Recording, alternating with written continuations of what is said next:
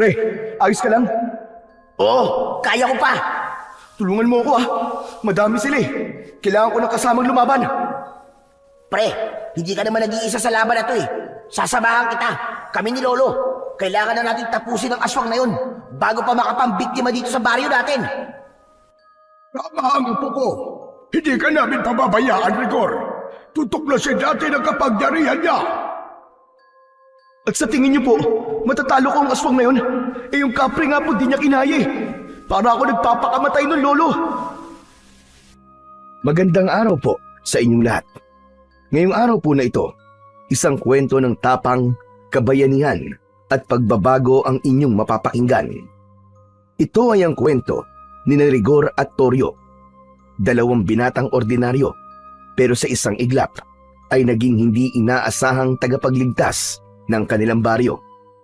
Nangyari ito dahil sa tulong ng isang bagay na hindi nila inaasahan. Yun ay walang iba kundi ang tabako ng kapre. Pero paano kaya nagsimula ang lahat? Paano ito napunta kay Rigor? At anong sikreto ang tinataglay ng tabakong yun? At paanong naging susi ito sa paglaban sa mga aswang na sumugod sa kanilang baryo? Ngunit bago po ang lahat mga idol, huwag po nating kalimutan mag-subscribe at i-hit ang notification bell sa aking YouTube channel na The Voice Addict at Apong Isaak para sa mas marami pang makapigil hiningang kwentong aswang at katatakutan mula sa mundo ng kababalaghan. Umpisahan na po natin ang kwento. Sa ilalim ng lumang tolda sa isang sari-sari store, nakatambay ang dalawang magkaibigan. Nakaupo sila sa upuan na ang isang paa ay nakaangat. May hawak na bote ng alak sa kanang kamay at yose naman sa kabila. Panay ang hit-hit buga nila, tawanan at tagay at paulit-ulit. Sila ay sina Rigor at Torio, magkababata, magkaibigan at tinatawag sa bansag na sunog baga tandem. Araw-araw silang nakabalandra sa tindahan ng baklitang si Barbie. Amoy alak at usok ng sigarilyo palagi. Si Rigor, payat na matangkad, laging nakasando na butas-butas. Samantalang si Torio naman ay mataba, bilugan ng tiyan, mahaba ang buhok sa batok, palaging may sombrero na may tatak ng isang brand ng sigarilyo. At sa araw ng yung panay ang paypay nila habang lumalaklak ng alak. Grabe, ang init talaga no? Di ko na matake to pare Woo! Kalma lang, alam mo yung init na yan, iniisip mo lang yan eh. Huwag mong isipin para hindi mainit. Sus, paano di ko iisipin? Tignan mo, tagaktak na ang pawis sa noo ko. Pambihira naman kasi itong si Barbie. Abay, malaki na ang kinikita sa atin ito at di man lang tayo malibre sa electric pan. Walang sense of customer service eh. Di marunong pahalagaan ng customer niya. Hoy, hoy, hoy. Anong chika yung hindi ako marunong mag-customer service, ha? Aba, I think again, ha? Kung ililibre ko pa sa inyo yung kuryenteng pang-electric fan, aba, lugi na ang beauty ko niyan. Ang taas-taas na kaya ng kuryente ngayon. Tapos, panay pa kayo hingi ng discount? Diyos ko ha, ngayon electric fan pa talaga. Grabe kayo, mga walang hiyang to. Gusto nyata mawalan ako ng negosyo eh. Che! Grabe ka naman, dami mo naman kagad sinabi. Hayaan mo na yan pre. Pero may punto naman si Barbie. Mahal talaga ang kuryente ngayon. Saka, alam mo pre, sa panahon ngayon, wala nang libre. Sus, pwede naman kung talagang makatao lang yan si Barbie. Parang hangin lang dito yan eh. Walang kakonse-konsensya. Abat, sobra naman yata yun, Rigor. Aba bakit? Totoo naman Regular customer mo kami dito, pero kulang ka sa aruga at pagmamahal sa amin. Kundi lang masarap ang mani mo Lilipat na kami sa ibang tambayan Di lumipat kayo ng tambayan kung gusto nyo. Go lang! Sinong tinakot nyo? Mas bet ko pa nga yun, no? Para naman makaranas ako ng konting peace and quiet dito sa kaharian ko. Tsaka feeling ko feeling lang naman, mas lalaki pa ang benta ko pag nawala kayo dito. Bakit kanyo? Kasi, natatakot sa inyo yung ibang customer Akala nila, palaging may World War III dito sa ilalim ng trapal ko. So yes, besh, please lang no, bigyan nyo naman ako ng break. Tignan mo to. Kontrabida ka talaga dito no? Akala mo, di nakikinabang talaga sa atin Para kang yung bang tipong hindi pa dinadatnan pero menopause na. Kaya walang magkagusto sa'yo Ang sungit-sungit mo kasi. Hoy, excuse me may jowa ko no? Anong walang nagkakagusto? Charotera ka? Sa ganda kong to, tignan mo, fresh na fresh, witty at always on flick. Hoy, may nagmamahal sa akin baka akala mo. May special someone na kung lagi nagpapakilig sa akin. Kayo, wala. As in nga. Puro tagay, puro yosi. Pero jowa, wale. Kaya wag kayong bitter no mga beshi. Aba, sumusobra ka na. Patulang ko na kaya to pre. Kalma. Si Barbie yan Para namang di ka sanay sa bibig niyan. Hayaan mo na. Sige na nga. Ay nako, kung bakit ba naman kasi ang hirap ng buhay Alam mo, kung mayaman lang ako, yung tipong may swimming pool at may mansyon, nako, araw-araw talaga tayong iinom at maghapong lalangoy sa swimming pool kasama ang maraming chika babes. Nako Chong, mangyari kaya yon? Pero itong naisip ko Chong, paano kaya kung mag-vlog tayo? Madali rin daw yumaman kapag naging vlogger ka. Lalo na kapag viral. Ano kaya Chong kung i-vlog natin yung mga ganito nating ganap? Alin, yung palaging pag-iinom? Oo, patok yun. Ay mga ateng, talagang nangarap pa kayo yumaman Tapos vlogging pa ang puntirya nyo? Hoy. Huwag kayo magkalat ng mga kaetyo salat kasamaan nyo sa SOCMED Please lang, tigil-tigilan nyo. Sobra ka naman. Kasamaan ka agad. OA. Sorry natapakan ba namin yung perfect mong pagkatao? Akala ko ba pre, walang pikunan. Hoy Barbie, mabuti pa manahimik ka na lang dyan. Tiko mo na yung bibig mo. Hayaan mo na lang kami dito ni Toryo no. Saka, maski naman ganito kami, mabait naman kami, di ba? Wala naman kaming masamang ginagawa sa iba. Wala naman kaming pineperwisyo. Sa bagay, pero wait lang, may sasabihin ako. Don't me. Huwag kayong magalit. Kung ako sa inyo, itigil nyo na ang walwal. Mga besh, huwag nyong i-abuse ang ganda ng katawan nyo, sayang. At kesa tambay lang kayo ng tambay dito, go na, hanap-hanap din ng work pag may time no. Push natin yan mga akla. Hoy, ikaw, huwag mo kasi kaming pangunahan sa gusto namin mangyari sa buhay namin. May plano din naman kami magkatrabaho no. Pero sa ngayon, wag muna. Nag-e-enjoy pa kami nitong si paring rigor ko Basta't magkasama kami nito, solve na kami. O siya. Fine, mga ati. Kayo na ang winner sa universe, charot. O siya, sige. Aalis na ako Mamamalengke pa ang beauty ko. Pamangkin ko na lang muna bahala sa inyo Babush, don't miss me too much Mua, chup chup. Bye-bye. Umalis na si Barbie, bit-bit ang eco bag. Kumikembot-kembot pa ang balakang na parang rumarampa sa runway. Sa ilalim ng tolda, hindi na mapigil ang tawanan ni Rigor at Toryo. Pambihira. Grabe talaga to si Barbie, no? Ang daming charot. Pero aminin mo maski sobrang sungit yan sa atin minsan, ang puso niyan, solid na mabait at matulungin. Wala akong masabi dyan, pare.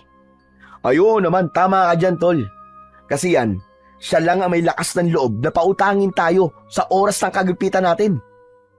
Hindi siya nagdadalawang isip na magbigay ng pera o kaya ng gamot. Tulad na lang nung nagkasakit ang tatay ko, di ba? Tama ka. Pero pre, naniniwala ka ba sa sinasabi niya na may jowa siya? Hindi ko alam, pre. Hindi ko maisip kung paano magkakajowang isang baklang kapre. Hoy, grabe ka naman kay Barbie. Bakit? Totoo naman, pre Aminin mo, mukha talaga siyang kapre. Ang laki ba naman ng katawan puro muscle. Tapos, ang itim pa ng balat. Kapag tumayo yan doon sa may balete sa bukid, panigurado, mapagkakamalan niyang kapreng naninirahan doon Sa pagkakabanggit ni Rigor sa kapre sa may balete, biglang natahimik ang dalawa. Ang masayang tawanan nila ay napalitan ng isang sandaling katahimikan. Bigla nilang naalala ang mga naging usap-usapan na umiikot sa baryo tungkol dito. Ayon sa mga matatanda, may isang kapre raw na naninirahan sa matandang puno ng balete sa bandang silangan ng bukid. Doon sa parte ng palayan na bihira ng taniman dahil palagi daw nasusunog ang mga tanim. Malaki daw ang katawan nito, sabi ng mga nakakakita. Mabalahibo at laging may dalang malaking tabako na binubuga kahit wala namang apoy. Pinaniniwalaan ng karamihan na may binabantayan itong kayamanan sa lugar na yon. Ngunit hindi naman ito mapakailaman ng mga tao dahil na rin sa takot. Dahil may kumakalat na kwento tungkol sa isang lasing na napadpad sa balete at natagpuan kinabukasan na nasiraan ng bait. Mula noon, pagsapit pa lang ng takip silim ay bihira na ang dumaraan sa parteng yun ng bukid. Pre, totoo kaya yung sinabi nila na may kayamanang binabante ng kapre doon sa balete? Ano kaya kung hanapin natin? Baka yun ang sagot sa kahirapan natin, pre. Baka doon na tayo yumaman. Totoo naman daw yung pre, sabi ng lolo ko. Pero posible na mahanap yun. Lalo't nasa ilalim ng mahika ng kapre yun.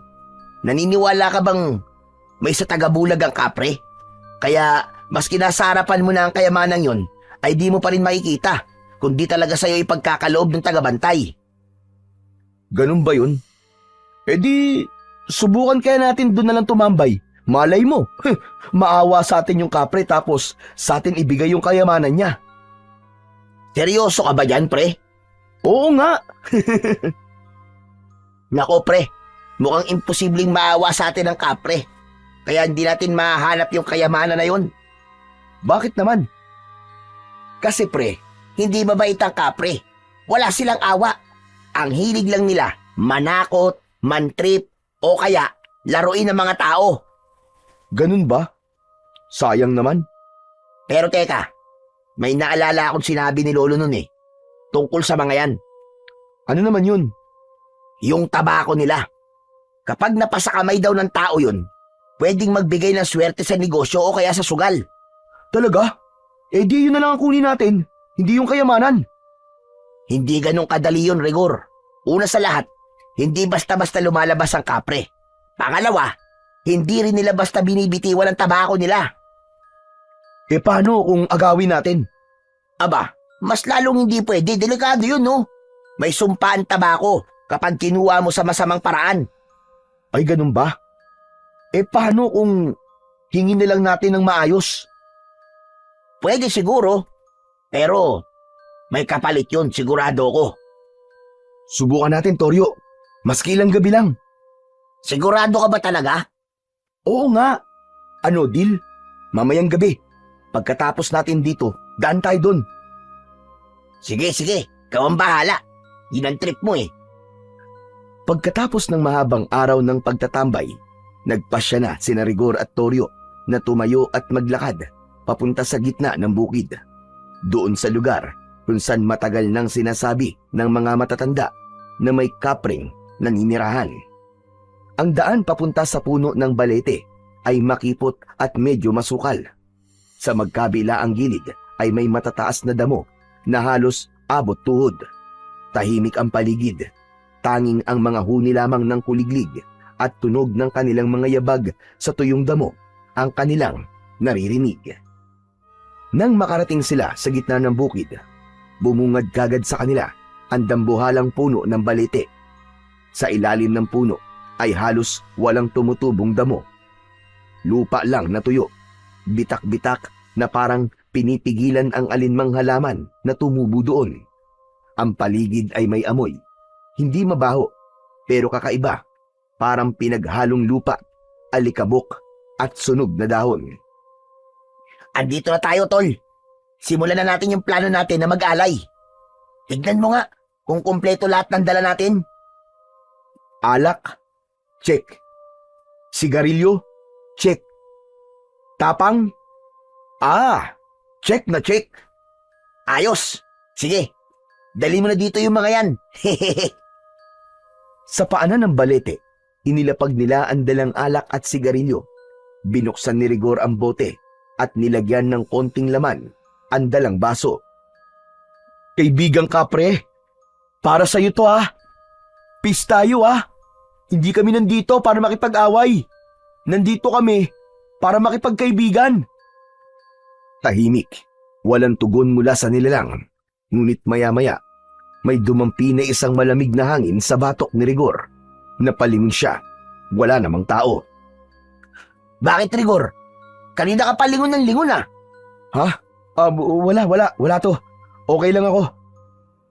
Dito na muna tayo tumambay kahit hanggang 10:00 lang ng gabi. Hintayin natin baka sakaling magpakita sa atin yung kapre. Sige tol, walang problema sa akin. Ilang sandali pa ang lumipas.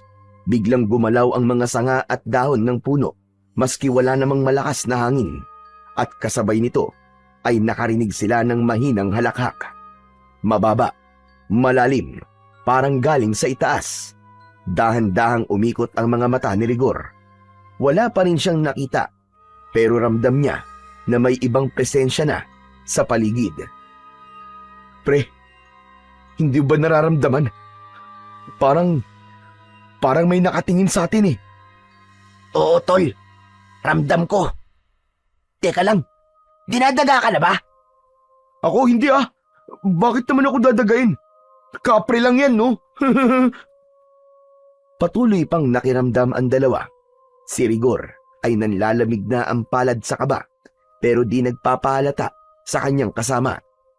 Maigpit ang pagkakakapit niya sa laylayan ng kanyang t-shirt. Bahagyang nakayuko ang katawan niya pero ang mga mata niya ay mabilis na lumilingon-lingon sa paligid. Parang naghahanap ng mga senyales ng peligro. Pawisan ang noo niya kahit malamig naman ang simoy ng hangin at bahagyang nanginginig ang kanyang dalawang tuhod. Samantala, si Toryo naman ay hindi rin mapakali pero pinipilit na ipakitang matapang siya. Ayaw niyang pagtawanan siya ni Rigor, lalo pat palagi niyang ipinagmamalaki sa kaibigan na siya ay isang apo ng magaling na albularyo, na siya ang susunod sa yapak ng kanyang lolo, na matapang siya, malakas at handang-handa sa anumang laban. Ngunit ang totoo, kanina pa siya basa ng pawis at tila nahihirapan na sa paghinga. Sa kabila ng pagtapang-tapangan niya, halata na ang takot sa kanyang mga mata. Parehas silang walang imik, pero bigla na lang nakarinig sila ng isang malakas na tunog. May nabaling sanga at bumagsak ito sa harap nila. Nagkatinginan silang dalawa at sabay na patingala, ngunit wala naman silang makita sa itaas. Sa halip ay patuloy lang ang pagbaba ng mga sanga na parang may umaapak na mabigat na nilalang. Bigla ding umalingasaw ang isang mabahong amoy. Toryo, hindi kaya yan na yung kapre? Rigor, tara na. Hindi ko na gusto ito nangyayaring to. Ayoko na. Umuwi na tayo. Hindi na napigilan ni Toryo ang sarili. Umamin siya kay Rigor na nagsisimula na siyang matakot. Dahan-dahan silang napaatras. Ngunit nakakailang hakbang pa lamang sila, ay muli may narinig silang mababang halakhak. Mas malapit, mas malinaw. Anong ibig niyong sabihin? Aalis na kayo? Pareho silang natigilan at nagkatinginan sa isa't isa. Pareho silang tila natuod, hindi makagalaw sa kanilang kinatatayuan. Sa itaas ng punong balete, unti-unting lumitaw ang isang kapre. Isang dambuhalang nilalang. Malaki ang katawan, maitim ang balat, mabalahibo mula ulo hanggang paa. Ang kanyang mga mata ay pulang-pula, nanlilisik at tila umaapoy sa dilim ng gabi. Ang ilong nito ay malaki, malapad ang bibig at may mahahabang ngipin na naninilaw. Matalim, may hawak itong isang malaking tabako na nagbabaga pa at may amoy na masangsang na parang pinagsamang sunog at bulok na dahon. Hindi ito gumagalaw, palipat-lipat ang tingin sa kanilang dalawa. Rigor! Rigor! Takbo na tayo! Ngunit hindi pa rin sila makakilos. Parang may humahad lang sa bawat galaw nila. Narinig nilang tumawa ang kapre. Umalingaw-ngaw ito sa kabukiran. Nagsimula na itong bumaba mula sa puno. Diyos ko! Anong gagawin ko? Ah! Pinilit na iniatras ni Toryo ang kanyang isang paa. At sa wakas, naihakbang niya ito paatras. Doon na bumalik sa normal ang kanyang pagkilos. Rigor! Takbo na! Takbo! Sa sigaw na yun, doon palang natauhan si Rigor. Humakbang na rin siya palayo sa nilalang. Habang patuloy na tumatakbo si Rigor at Toryo, narinig nila ang malalaking yabag sa kanilang likuran. Toryo, bilis! Hinahabol tayo ng kapre! Bilis! Alam ko! Huwag mo na sabihin! Ah! Tila walang katapusan takbo ang ginawa ng dalawa. Hindi na nila alintana kung saan sila tumatakbo. Sa pilapil, sa palayan, sa masukal na damuhan, lahat tinatahak nila nang hindi iniintindi ang sakit sa binti, ang hapdi at gasgas sa tuhod, at ang pagod na halos ikamatay nila. Nang sumulyap si Rigor sa likod, nakita niyang nasa isang dipa na lamang ang layo ng kapre sa kanila. Nakayuko ito pero nakaangat ang ulo. Halos sumayad ang kamay sa lupa at ang mga mata nitong pula ay diretso pa rin na nakatitig sa kanila. Isang saglit pa, inabot ng kapre ang isa sa mga sanga sa punong nadaanan nila. Naputol yun at inihagis sa direksyon nila. Tumama ito kay Toryo na agad tumilapon sa putikan. Toryo! Toryo, dali! Tayo! Basang-basa at nabalot ng putik ang katawan ni Toryo. Sa takot na abutan ng kapre, tumayo kagad ito. Pilit na di ininda ang kirot na nararamdaman sa kanyang kaliwang braso. Nagsimulang umambon, dumulas ang daan, ngunit hindi pa rin sila tumigil. Sa likod nila, naririnig pa rin nila ang mga yabag at halakhak. Hindi pa rin ito tumitigil. Nagpatuloy sila hanggang sa napansin na nila ang liwanag mula sa poste ng kalsada. Pagkalabas nila sa madilim na bahagi ng bukid, saka lang sila huminto. Hingal na hingal, lupaypay, at tila babagsak na anumang oras. Habang kapwa hingal, pinilit ni Rigor na lingunin ang dinaanan nila. Dahan-dahan siyang tumalikod habang nakatayo pa rin sa ilalim ng ilaw ng poste. Kinusot niya ang kanyang mga mata. Wala na ron ang kapre na humahabol sa kanila. Tahimik na ang paligid, maliban sa tunog ng patak ng ulan. Wala na yung kapre, Toryo. Napatingin si Toryo, basang-basa, nanginginig pa rin. Napaupo siya ng dahan-dahan sa gilid ng kalsada. Diyos ko, mabuti naman. Anak ng putya, oh. Akala ko talaga madadali na tayo ng kapre na yun eh. Oh, anong nakakatawa? Wala. Naalala ko kasi yung itsura mo kanina nung nadapa ka dun sa putikan. Para kang palakang kokak na panay ang padyak eh. Buisit ka. Nakakatawa pala yun sa'yo ha. Na hindi mo nga ako tinulungan eh. Muntik na kaya ako dun. Wala kang kwentang kaibigan. Iiwan mo talaga ako sa ere, no? Hindi naman.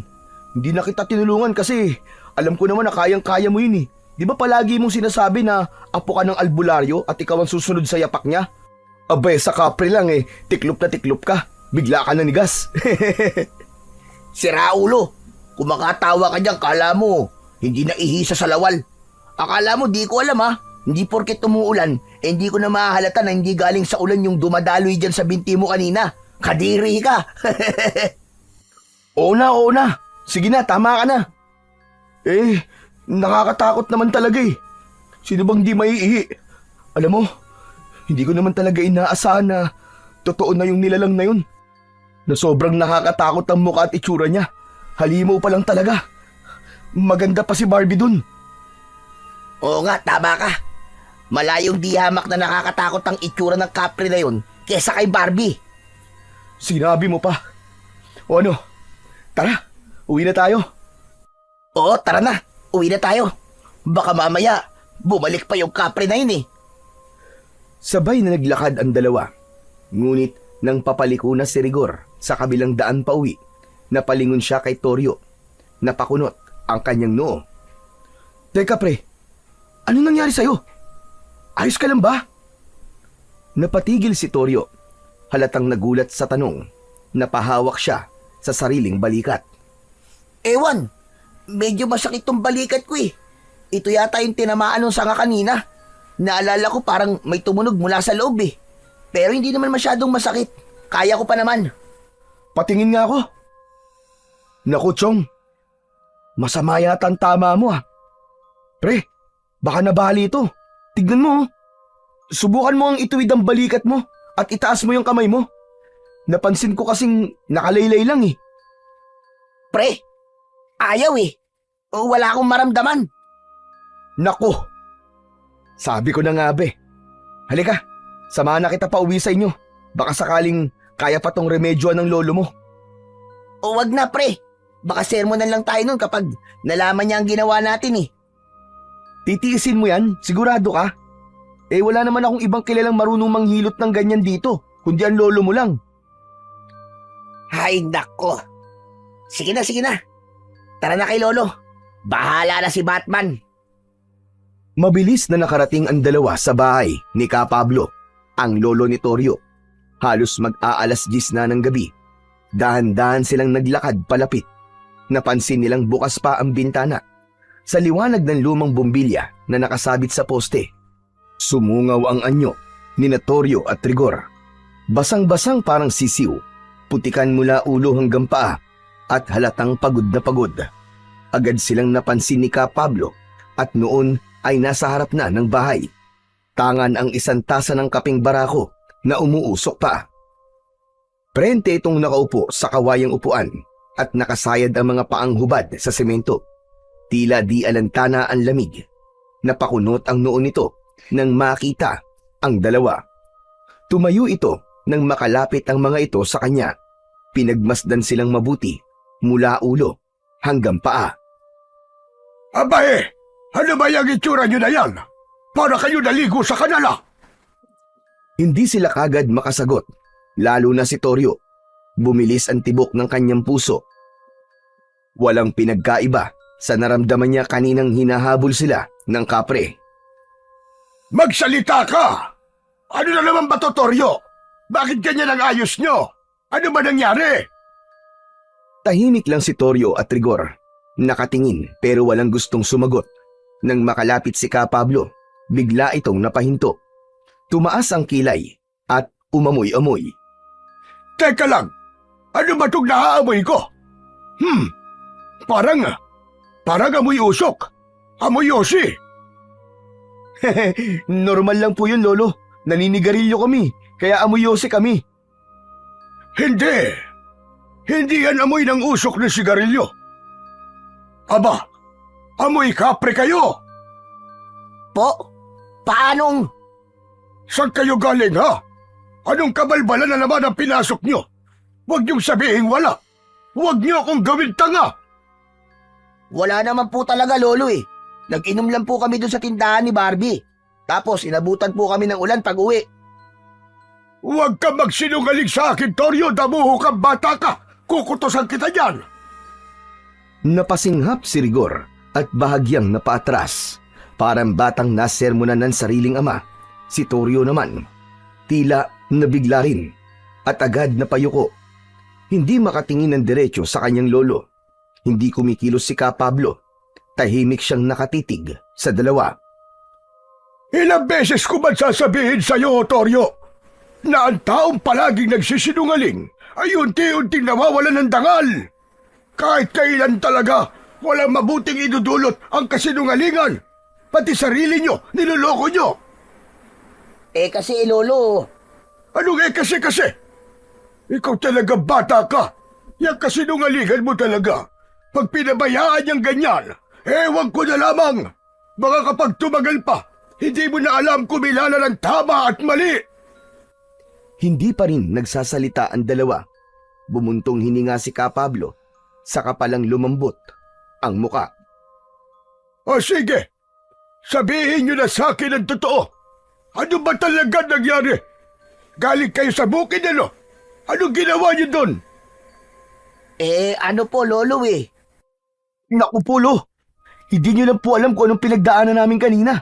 Akalain niyo po yun. Totoo pala talaga ang kapre. At totoo palang nakatira talaga yun doon sa puno ng balete. Maniwala kayo, Lo. Nagpakita siya sa amin. Hinabol pa nga kami. Kaya po kami nagkaganito. Biglang nabitiwan ng matanda ang tasa at natapon ng kape sa sahig. Matapos ay mariing tumitig sa dalawa. Mga gonggong! Mga ulo niyo puro yabang, pero wala namang laman!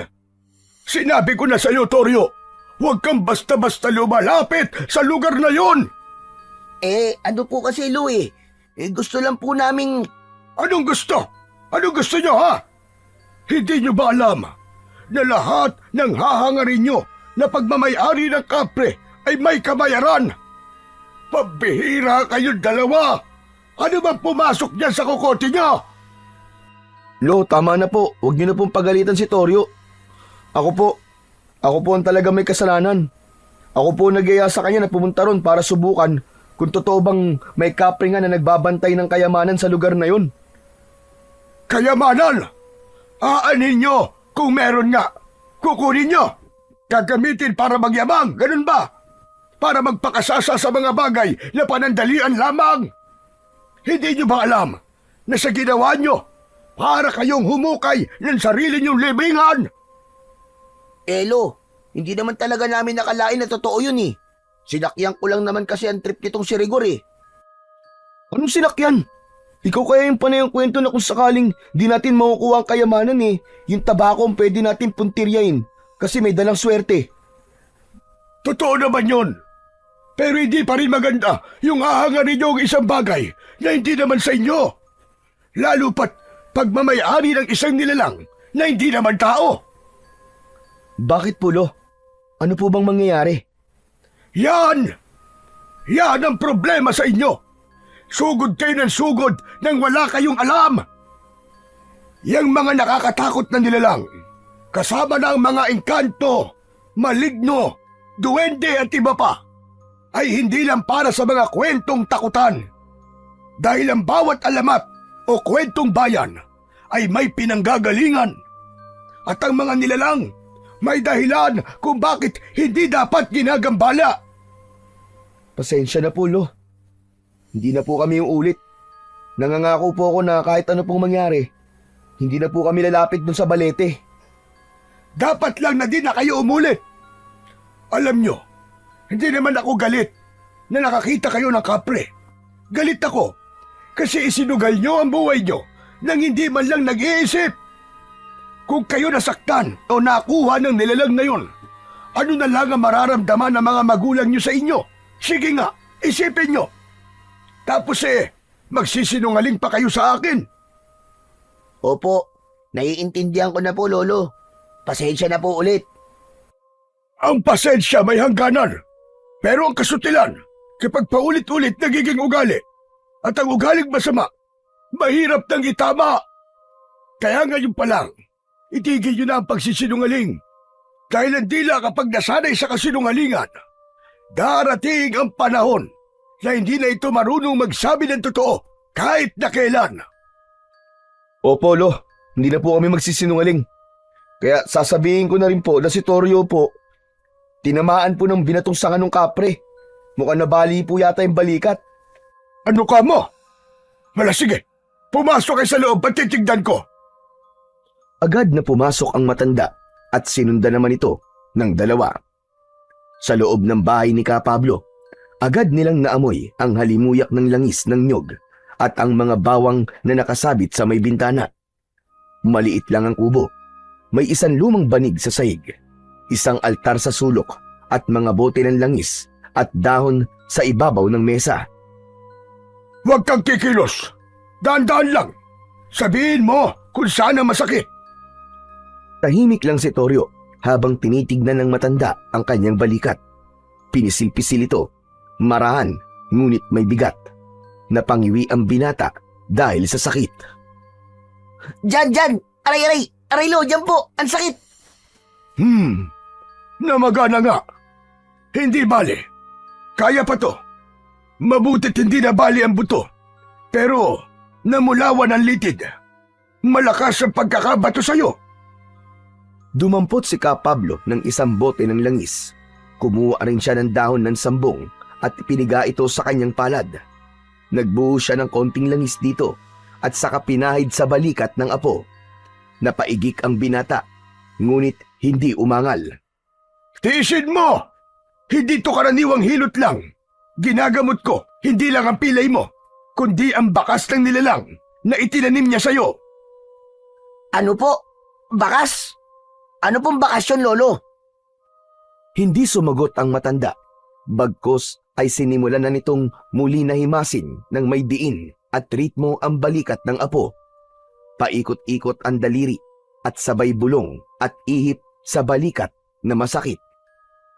Hindi maintindihan ni Rigor at Toryo ang ibinubulong ng matanda, pero parang galit, parang may sinasawata at itinataboy.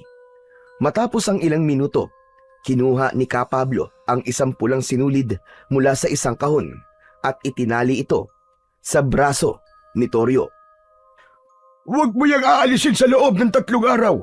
Pananggayan, habang hindi pa lubos na napuputol ang bakas ng inkwentro nyo sa nilalang na yon. Kailangan mong mag-ingat. Bakit po, Lo? Ibig po ba sabihin, hindi pa talaga kami tatantanan ng kapre na yon? Hindi basta-basta ang nilalang na yon, Apo. Hindi sila gaya ng hayop na kapag hindi mo na pinapansin, tapos na. Kapag nakita mo ang kapre at nakita ka din niya, may bakas siyang iiwan sa'yo. Yun ang magiging koneksyon niya sa inyo. Ikaw ba, Rigor? May bakas din ba sa'yo? Mukhang wala naman po, Lo. Kasi naunahan ko po si Toryo eh. Mas nauna po akong nakalayo. Kaya siya po yung pinuntirya na batuin ng sanga. Diyan ka nagkakamali.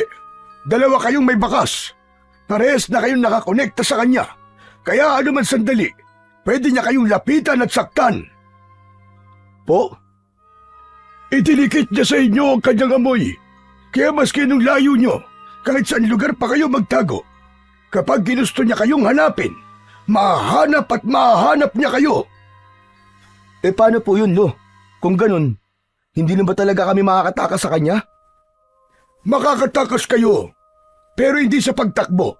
Kailangan niyong putulin ang koneksyon niyo sa kanya. Kung ganun po, bigyan niyo rin po ako ng panangga, tulad po ng kay Toryo. Hindi lang panangga ang kailangan. Dahil sa mundo ng nilalang na gaya niya, lahat ng kilos ay may kabayaran. Kung nagambala mo siya, o maski nga napagtawanan mo lamang, para sa kanya, utang na yon na kailangang singilin. Ganun po pala yun? Oh, heto sa'yo. Itali mo yan sa pulsuan mo at huwag mong aalisin hanggang ako magsabi na pwede na. Kaso pansamantala lang ito. Posibleng hindi pa rin kayo tantanan nun. Ano po ang pwede namin gawin para maputol po ang pagsunod niya sa amin? Paano namin mapuputol po ang bakas? Bukas, sabay kayong pupunta sa balete. Humingi kayo ng tawad. Magdala kayo ng suol tulad ng ilang piraso ng tabako, candy, o kaya yung mga prutas. Ialay niyo yun sa ugat ng puno. Ano, Lo? Lalapit ulit kami sa puno ng balete? Lo, paano kung magpakita po ulit sa amin yung kapre? Hindi yun magpapakita ng basta-basta, lalo na umaga. Madamot ang kapre, pero kaya niyang kumilala ng pusong marunong umako ng pagkakamali. Sige po, Lo. Gagawin po namin yung bukas. Di ba, Toryo? Oo na. Kumusta na ang pakiramdam mo? Ayos na ba? Opo, mas mabuti na po kaysa kanina. Tignan niyo po, naigagalaw ko na po. Mabuti naman. Ang gagawin na lang natin ngayon ay ang maghintay na maayos ang lahat ng gulong ito. Siya nga pala, Rigor. Malalim na ang gabi. Mabuti pa ay umuwi ka na. Po? Ako po uuwi. Oo, at baka mamaya hinahanap ka na ng mga magulang mo. Dahan-dahang lumapit ang binata sa bukas na pinto.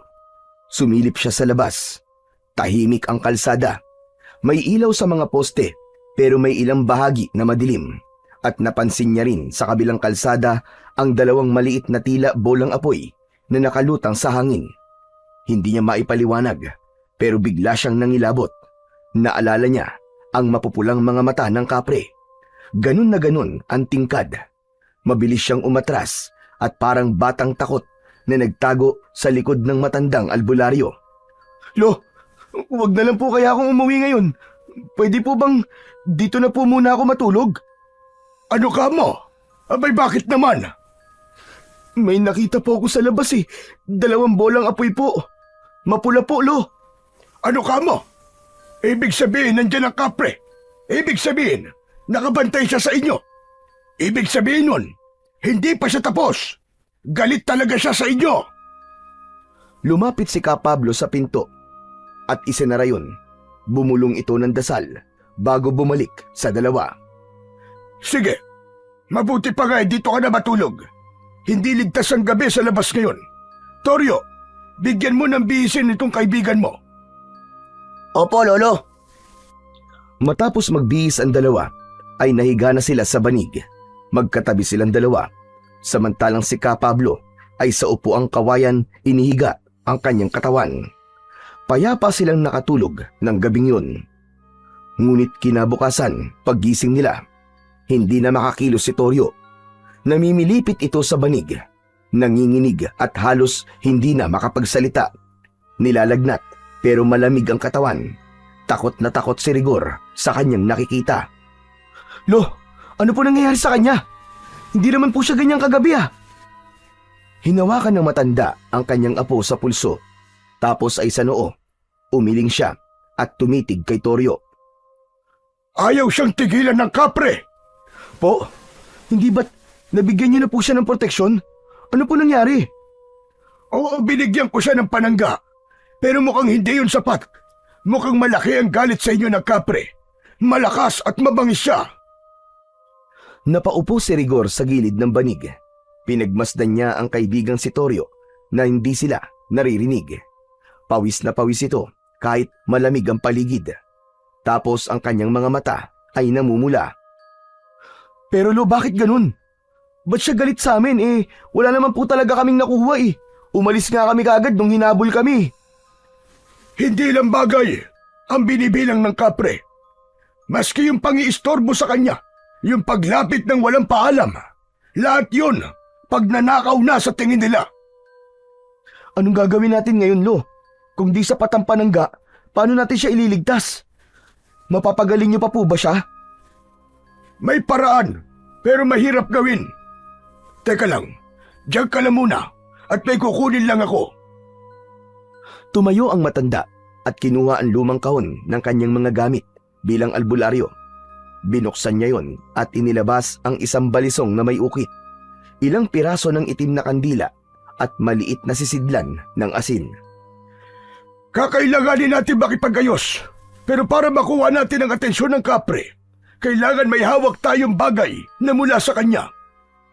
Kung makakakuha tayo ng kahit piraso ng balat ng puno niya o kahit isang hibla ng buhok niya, basta may ugnayan sa kanya. Kung makakakuha tayo ng ganon, pwede nating gamitin yon para mapilit siyang makinig. Ibig sabihin, Lo, kailangan lumapit sa kanya at manguha ng bagay na mahalaga sa kanya? Eksakto! Eh, bakit po ako? Abay, sino pa ba ang aasahan mo? Ako? Siraulo ka. Matanda na ako. Ugod-ugod na. Pero Lo, natatakot po ako eh. Huwag kang matakot. Kailangan mong gawin ito. Dahil pagkatapos niya sa apo ko, sigurado ko na ikaw naman ang isusunod niya. Tahimik na nag-isip si Rigor. Tumingin siya kay Toryo, tapos kay Ka Pablo. Hindi niya gusto ang ideya, pero alam niyang wala na silang ibang pagpipilian. Sige po, kung kinakailangan gawin, gagawin ko po. Kahit delikado. Basta gumaling lang po si Toryo. Salamat! Salamat sa pagmamalasakit mo sa apo ko. O heto, kunin mo. Maaari mong gamitin yan kapag nagkaroon ng aberya sa paglapit mo sa kapre. Ano po ito, Lo? Ito ang tinatawag naming balisong na dungaw. Iniabot ni Ka Pablo ang balisong kay Rigor. Maingat itong kinuha ng binata at habang hawak-hawak ay hindi niya napigilang pagmasdan ang kakaibang anyo nito. Balisong na dungaw? Ano naman pong klaseng salita yun? Ang ibig sabihin ng dungaw ay iyak o panaghoy sa patay. Ito ang ipinangalan sa balisong na to dahil sa madugo nitong kasaysayan. Talaga po? Ang astig naman. Ano po bang kasaysayan nito? Ang sandata na ito ay dating pagmamayari ng pinakamalupit na antingerong si Apo Itap. Kinatatakutan siya ng lahat ng mga nilalang ng dilim noon. Mga aswang, tikbalang, engkanto at iba pa. Pinagmasdan pa ng mabuti ni Rigor ang balisong. Ang hawakan nito ay gawa sa ugat ng balete na ayon sa matanda ay ugat na kusang nahulog mula sa puno. Sinasabing sagrado ang ganong klase ng ugat at may taglay na lakas na hindi basta-basta napapansin ng tao. Pero takot dito ang mga nilalang na hindi tao. Ang sukat nito ay sakto lang sa palad ni Rigor.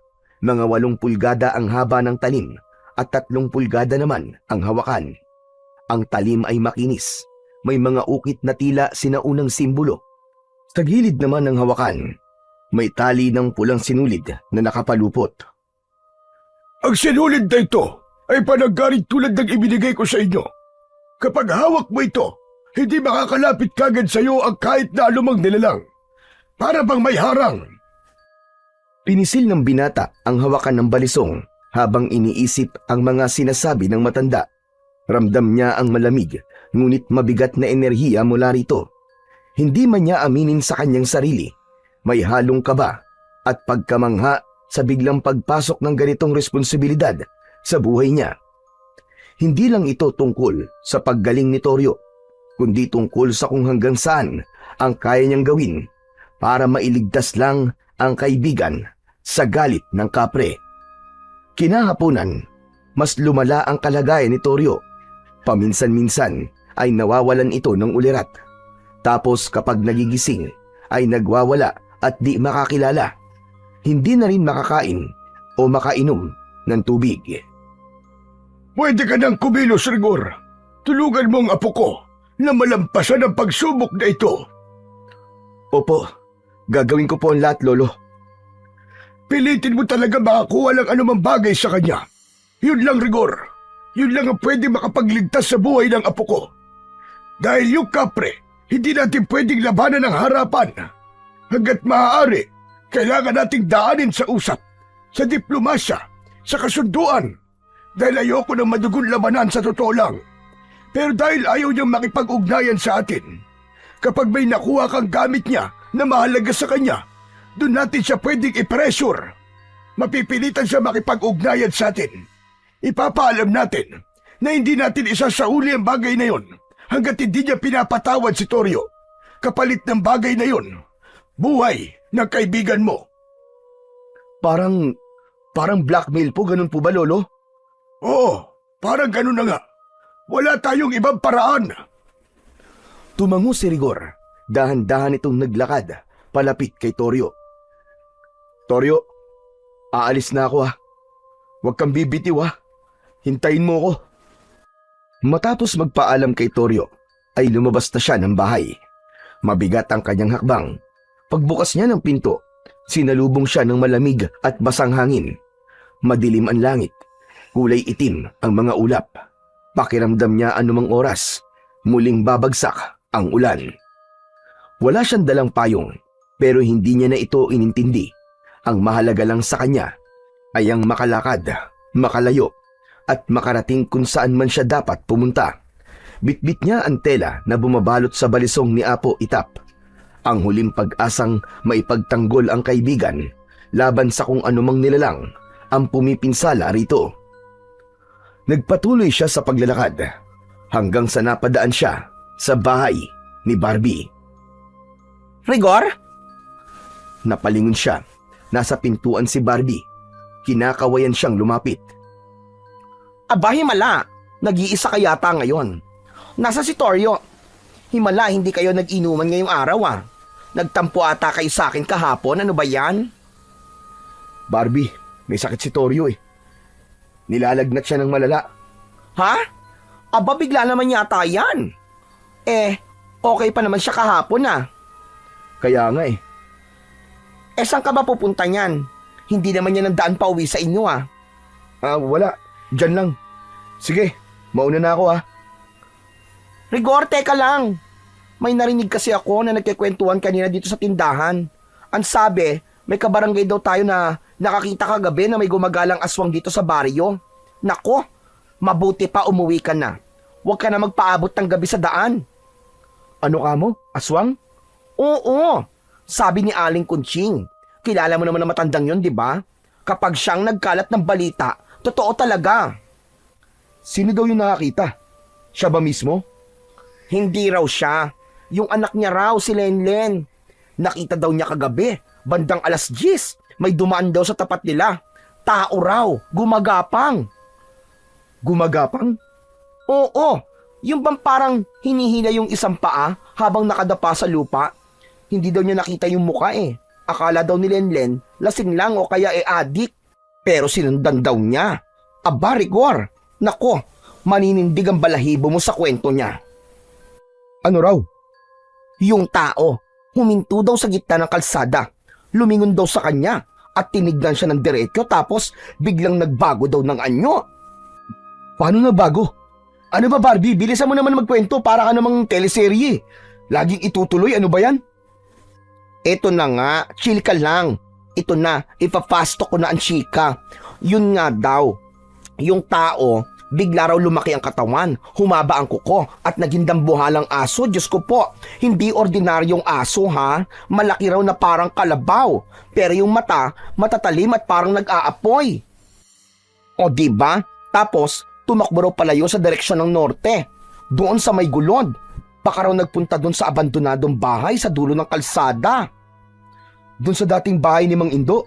Oo nga daw, doon nga pumunta. Paano naman nila nalaman? Sinundan nila? Aba, ewan ko. Yun lang ang nasblok dito sa tindahan ko eh. Pero hindi naman siguro yung charot-charot lang, no? Sus, gawa-gawa lang nila yun. Nagpapaniwala ka naman. Paano kung hindi? Nako, mabuti pa no, umuwi ka na, Rigor. Baka makasalubong mo pa yon. Huwag ka ng gala sa ganitong oras. Huwag ka mag-alala, Barbie. Di naman siguro ko tatargetin nun. Di siya mabubusog sa akin. Seryoso ko, Rigor, ha? Huwag mo tong gawing biro. Bigla silang natigilan nang may marinig na malakas na alulong mula sa hindi kalayuan. Tumagal ito ng ilang segundo. Napatingin si Barbie kay Rigor. Nanlaki ang mga mata at unti-unting namutla. Narinig mo yon, Rigor? Natigilan si Rigor, napalunok. Saglit siyang napatitig sa direksyon ng pinanggagalingan ng alulong. Walang sabi-sabi, agad na isinara ni Barbie ang kanyang tindahan. Pero si Rigor, pilit na binaliwala ang narinig. Imbis na umuwi, ay tumalikod siya at muling pinagpatuloy ang paglalakad. Palayo, patungo sa bukid. Muling tumahimik ang paligid, maliban sa mahinang paghuni ng mga kuliglig sa paligid. Nang muli niyang tignan ang kalangitan, maaliwalas na ito at nawala na ang itim na ulap. Lumitaw na ang mga bituin at buwan. Tuluyan na ring kinain ng dilim ang liwanag. Narating na ni Rigor ang lugar. Saglit siyang nagtago sa may damuhan. Hindi kalayuan pero sapat ang distansya para maaninag niya ng buo ang punong balete. Sa tulong ng liwanag ng bilog na buwan, naaaninag niya ang bawat sanga, bawat ugat na nakababa mula sa punong kahoy. At doon niya nakita ang kapre. Nakaupo ito sa isang makapal na sanga. Nananabako. Ang usok mula sa kanyang tabako ay umuusok pataas. Nakakuyakoy ang isang paa sa sanga, habang ang isa naman ay nakaangat. Nakatukod ang sakong sa katawan ng puno ng balete na parabang komportableng nagpapahinga. Tahimik si Rigor habang nakayuko sa damuhan. Binantayan niya ang bawat galaw ng nilalang. Hindi niya sigurado kung nakita na siya o hindi pa, kaya pinili niyang huwag munang kumilos. Ilang sandali siyang nag-isip kung ano ang bagay na maaari niyang kunin na pagmamay-ari ng kapre. Naisip niyang pinakamadaling kunin ay ang ugat ng balete. Tumingin siya sa paligid. Iniisip kung paano siya makakalapit nang hindi siya napapansin. Naisip niyang pwede siyang gumapang sa damuhan, dahan-dahan at humanap ng tamang tiyempo kapag tumingin sa ibang direksyon ng kapre o kung sakaling ito ay pumikit. Wala pa man siyang ginagawa, ramdam na niya ang kaba sa dibdib. Ilang sandali pa ay naglakas loob na ang binata. Nagsimula na itong gumapang, ngunit hindi man siya nakakalabas ng damuhan ay may narinig na siyang mabilis na kaluskos mula sa kabilang bahagi ng damuhan. Napatingin siya sa direksyong yon. Mula sa pagkakayuko, dahan-dahang iniangat ang ulo upang masipat kung ano ang pinagmumulan ng ingay. At sa hindi inaasahan, nakita rin niyang naging alerto ang kapre. Ang dati nitong nakakuyakoy na paa ay biglang iniangat. Tumayo ito sa sanga ng balete. Ang mga mata nito ay mas lalong tila nagliyab at malikot, parang may hinahanap. Bahagya pa itong sumingot na parang nakakaamoy ng presensyang hindi niya gusto. Ano kaya yun? Ramdam niya ang kilabot ng mga oras na yon, pero hindi pa rin siya umaatras. Nanatili siyang nakatago. At doon na nagbukas ang panibagong eksena. Mula sa makapal na damuhan sa bandang kaliwa, isang nilalang ang biglang lumitaw. May isang dambuhalang itim na biglang nagpakita. Hindi ordinaryo ang anyo nito. Malaki ang katawan nito na halos kasinlaki ng kalabaw. Ang balahibo nito ay makapal. Mahaba ang buntot at may paliko sa dulo. Ang mga mata ay kulay pula. May mga nakalabas na pangil sa bibig. Matutulis at mahaba. Malalaki rin at matatalas ang kanyang mga kuko. Aswang! Kung ganun, totoo nga sinabi ni Barbie na may aswang! Nagkatinginan ang kapre at ang itim na aso. Tahimik lang sila nung una. Parehong hindi gumagalaw. Tila parehong nagmamasid at sinusukat ang lakas ng isa't isa. Hindi nagtagal, ang kapre ang unang umangil. Isang malalim at mababang tinig na parang nanggagaling sa ilalim ng lupa. Ang mga sanga ng balete ay tila bahagyang bumaba at yumuko. At ang kapre tumalon mula sa itaas at bumaba. Medyo umuga ang lupa. Sa isang iglap, nakatayo na ito sa ilalim ng punong balete, nakaharap sa aswang. Ano kayang mangyayari? Mukhang maglalaban sila! Habang nakatayo ang kapre, biglang sumugod sa kanya ang aswang. Sa bilis ng kilos nito, halos hindi nasundan ng mata ni Rigor ang galaw. Sa bilis ay tila nagmukha na lang itong anino na sumagasa sa katawan ng kapre. Ngunit mabilis ring nakaresponde ang kapre. Nasalo niya ng kanyang matitikas na bisig ang unang atake. Napaatras ito ng bahagya, pero agad ding bumawi. Sinuntok nito ang aswang. Napaurong ang aswang, ngunit sa halip na tuluyang umatras, umalulong ito ng pagkalakas-lakas. May mga ibong biglang lumipad mula sa mga punong kahoy. Nagpatuloy ang sagupaan ng dalawa. Tinadyakan ng kapre ang aswang. Tumilapon ito ng ilang metro, ngunit agad ding nakatayo. Tumalon pabalik at sinunggaban ang balikat ng kapre gamit ang malalaking pangil nito. Umingit ang kapre sa sakit. Napaatras ito pero di pa rin sumusuko. Kumuha ng malaking sanga ang kapre mula sa lupa. Mistulang kahoy na baston. Hinihampas niya ito ng malakas sa aswang. Pero unti-unting lumalamang ang aswang makalipas ang ilang sandali. Nasugatan kasi ang binti nito at tila nahirapan ang tumayo ng tuwid. Umuungol ito. Nanginginig habang ang aswang naman ay patuloy sa pag-atake. Putya naman oh! Mukhang dehado na ang kapre ah! Nasa damuhan pa rin si Rigor. Pilit na ikinukubli ang katawan. Nagpaikot-ikot ang dalawa. Mukhang nangihina na ang kapre. Unti-unti na itong nauubusan ng lakas. Mabilis na din ang paghinga nito. Kinagat itong muli ng aswang sa braso. Buisit! Alis na kaya ako rito! Baka madamay pa ako sa away nila eh! Aatras na sana siya, pero parang may pumipigil sa kanya. Muli, ang mga mata niya ay nakatuon sa kapre, at sa unang pagkakataon ay nakaramdam siya ng awa para dito. Napahawak siya sa kanyang tagiliran. Naramdaman niya roon ang lalagyan ng balisong. Hindi maaari ito. Tutulungan ko siya. Bahala na. Huminga siya ng malalim saka lumabas mula sa damuhan. Direkta siyang humarap sa aswang. Hoy! Diablong buwang! Sumusobra ka na! Tama na yan! Napalingon ng aswang.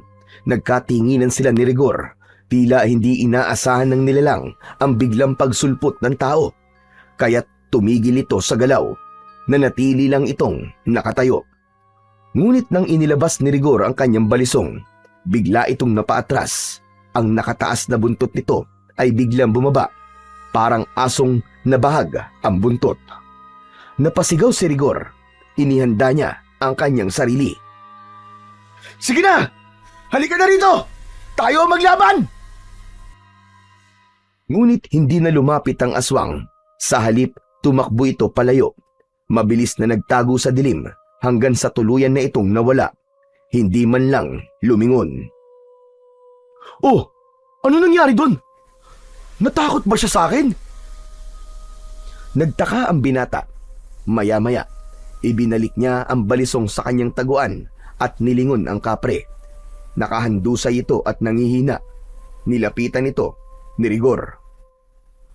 Uy! Kapre! Buhay ka pa ba? Bahagyang tumingin ng kapre sa kanya. Nangungusap ang mga mata nito.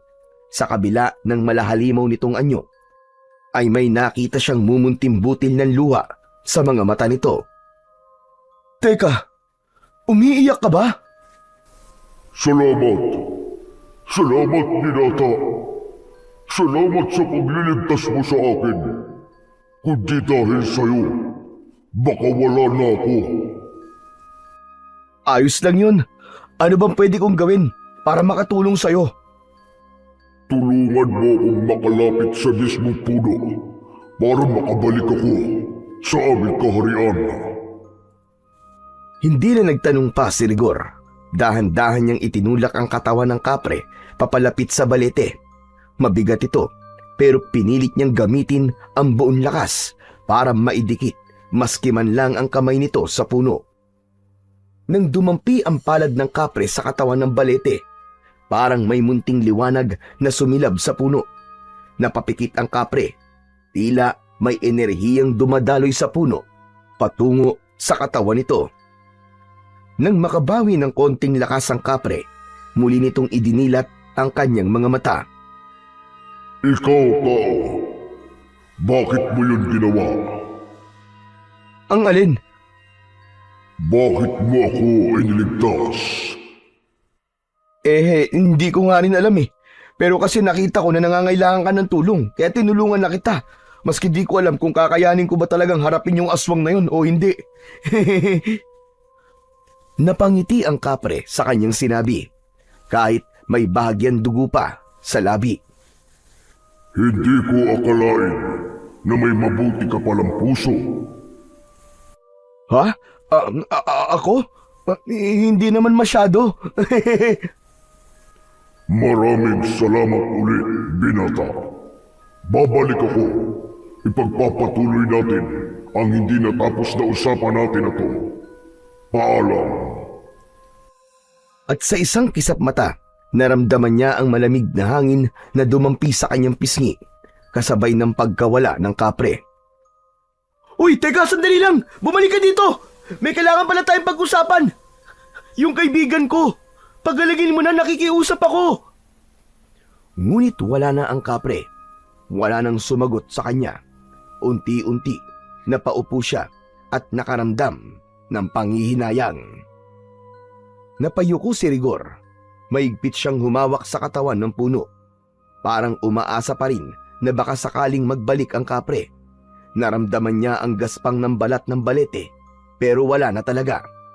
Umupo siya sa paanan ng puno. Hindi niya na napigilan ang pag-iyak. Isinubsob niya ang kanyang muka sa kanyang palad.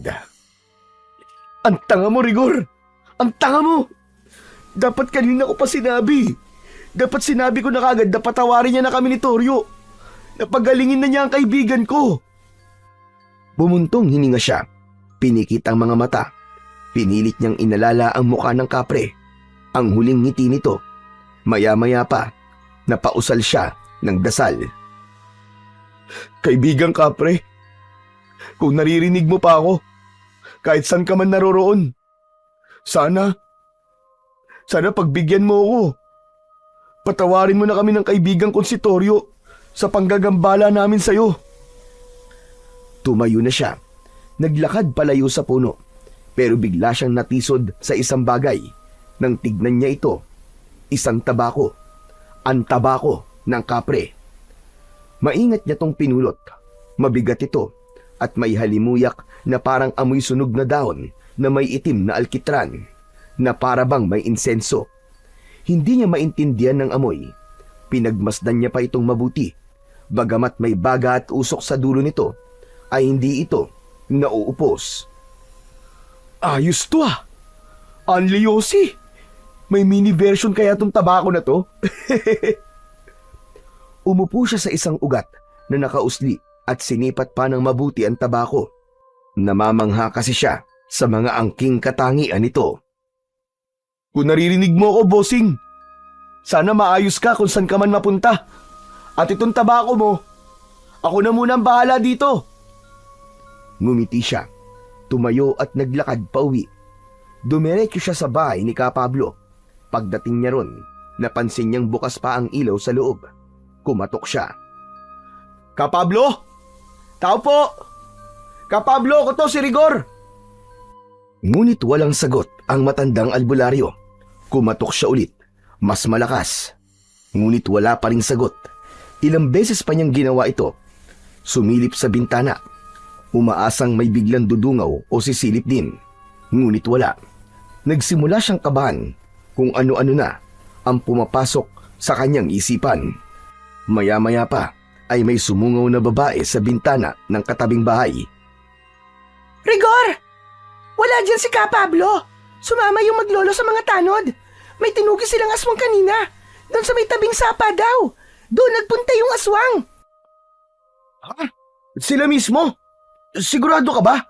Eh hindi na nga masyadong makalakad si Lolo Pablo eh. Tapos si Toryo may sakit pa. Hindi ko nga din alam eh. Pero nung sumilip naman ako, mukhang ayos naman si Toryo. Malakas at maliksi kumilos. Parang wala namang sakit. Ganun ba? Eh yung aswang ba na tinugis nila? Alam niyo ba kung anong itsura? Isang dambuhalang itim na aso daw. Ano? Sige na, isasara ko na tong bintana. Pasensya ka na ha. Kailangan kasi mag-ingat. Ikaw, mabuti pa umuwi ka na. Wala ka pa namang kasama. Baka mamaya biglang magpakita sa'yo yung dambuhalang aso. Ayos lang ako. Salamat.